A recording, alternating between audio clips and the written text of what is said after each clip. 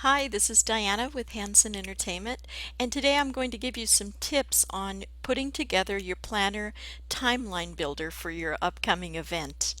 From the Hansen Entertainment website, you'll want to choose Planner Timeline.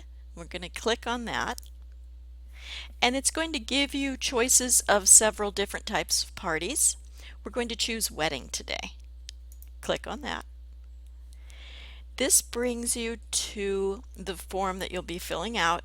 Under general information, there's just a few things that you'll need to put in there to be able to save your planner later on, and that is the bride and the groom's name, your emails, and phone numbers.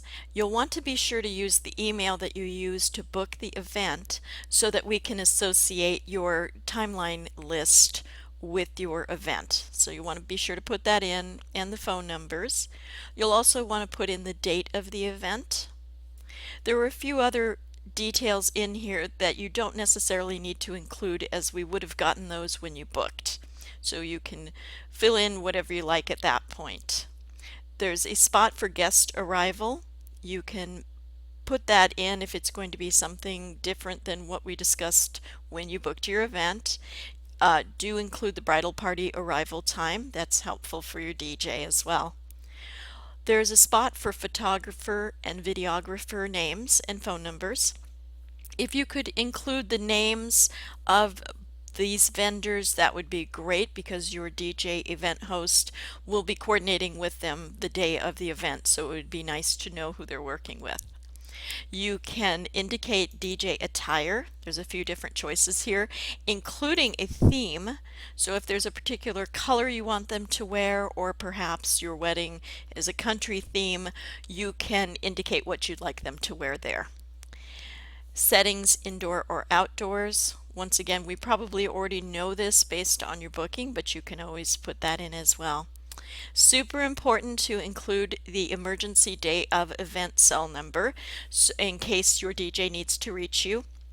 This is someone who doesn't need to be the bride or groom, but should be somebody who has access to you that day. Also, the name of the person who is going to be that contact during the event. We can move down to reception highlights now, and this is a very big level of customization that you can do for your event, including background music and the vibe that you would like to use for that background music if you're going to be doing that. Here there's the introduce couples entrance item. Yes or no. If it's yes, this is where you put down how you'd like to be introduced. Also, you can indicate a song that you'd like played at that point, or give the DJ the choice to choose a song for you. Also, be sure to indicate who will be telling your DJ when you're ready to enter. It's helpful to have one person designated to do that so that the timing is perfect. As far as the rest of the wedding party introductions, if you're going to be doing that, you can list the order in which they'd be introduced as they arrive at the reception. And at this box, you would put down the roles, such as maid of honor or groomsmen, in the order they will be coming in. Further down the list, you can include the names of each of those persons in the form so that the DJ has the names. There are a few other choices here as far as basic events that might be going on at your wedding, and what you can choose for yes or no on food service and some other things. When you're looking at the wedding traditions, as for the toast, you can indicate who is going to be doing the official toast, and then whether or not you'd like to open up the microphone for additional toasts. If so, you can indicate family only, one or two, up to five, or unlimited. It's a great level of control for that. For cake cutting, you can specify a song for that, as well as the first dances and other special dances. That's the spot for that here. This box is important as it's a box for special family situations. That way the DJ is able to acknowledge people who are special to you but may not be listed above. So you can put any information in there as well. Again, these are basic wedding traditions that you may or may not do. And it's great to have this down so that if you're not doing a garter toss or a money dance, there's no awkwardness as it would be announced and it's not actually happening. So this is really a great way to let your DJ know what you're going to be doing that night. You can also add special dances, and this could be something that perhaps maybe a group of people have put together a special dance for you, or you and your new spouse might want to do something special, so you want to mention that there. Also, if there's any songs that you are asking for that you think may not be part of the typical repertoire, you can add that here as well. And then if you can supply those songs, that would be fabulous.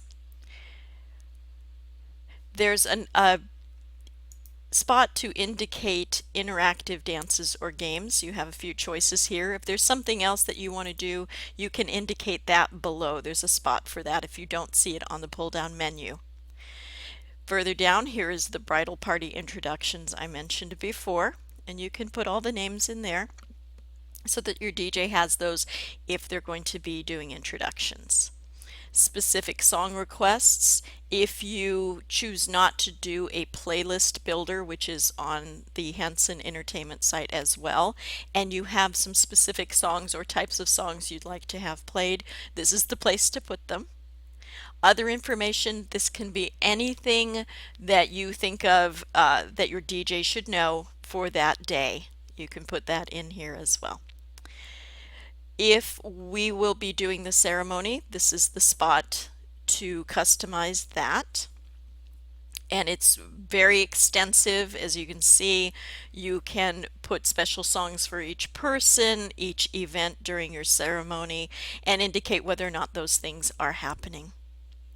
Again, if there are any special songs, can you provide any of these songs on CD, yes or no? When you talk to your DJ, they may prefer to receive it as an MP3 file, so you'll need to speak to them about that if you have a special song. Name of officiant, very important, and also how long do you think the ceremony will last? A ceremony outline is extremely helpful so that your DJ can know what's coming next, so that you would want to put that there. Then we get down to frequently asked questions, just basic questions that you might come up with. If you have other questions, of course, you can contact us by phone or email. The information's right there. And we would be happy to help you, walk you through this or anything else on the site that you may need, or answer any other questions. So I'm going to scroll back to the top.